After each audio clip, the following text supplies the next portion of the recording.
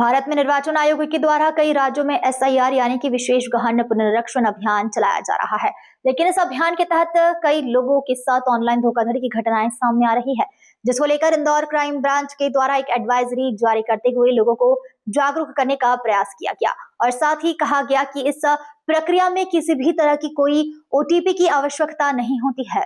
दरअसल साइबर अपराधी विभिन्न तरह से साइबर अपराधों को अंजाम दे रहे हैं और इसी के तहत भारत निर्वाचन आयोग के द्वारा देश के विभिन्न राज्यों में एसआईआर विशेष गहन पुनरीक्षण अभियान चलाया जा रहा है, जिसमें बीएलओ सभी के घरों पर दस्तक देकर इस अभियान को सफल बना रहे हैं।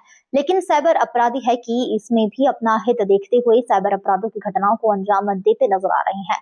अभी तक बात की जाए तो साइबर क्राइम में कई शिकायतें पहुंच चुकी हैं, जिसको लेकर अब क्राइम ब्रांच के द्वारा एक एडवाइजरी जारी की गई, जिसमें सॉफ्टवेयर पर कहा गया है कि किसी तरह की प्रक्रिया में किसी तरह का कोई भी ओटीपी उपलब्ध नहीं कराया जाता है।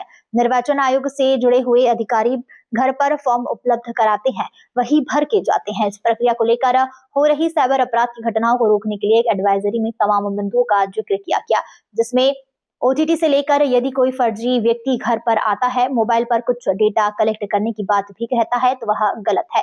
साथ ही किसी अनजान व्यक्ति को अपनी निजी जानकारी उपलब्ध न करे। जो क्षेत्रीय बीएलओ आते हैं उन्हें केवल फॉर्म भरकर जानकारी उपलब्ध करवाएं।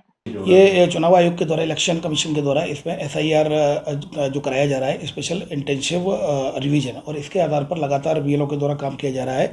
इसमें कुछ इस तरह की क्राइम ब्रांच के द्वारा एडवाइस जारी की गई है, जिसमें कि बीएलओ बनकर और कि एसआईआर की प्रक्रिया चल रही है और आपके पास एक ओटीपी आएगा और ओटीपी आने के बाद ओटीपी आपको हमें देना है, जिससे कि आपकी प्रक्रिया कंप्लीट हो जाएगी। तो इस तरह से कुछ घटनाएं ऐसी देखने में आई हैं, जिस तरह से कि अपना ओटीपी बताकर उनके अकाउंट से पैसा निकल गया है। इसमें फिलहाल क्राइम ब्रांच के द्वारा इसमें एडवाइस जारी की गई है और ये मैं कहना चाहूँगा कोई भी व्यक्ति हो, इसमें ओटीपी की ज़रूरत नहीं पड़ती है।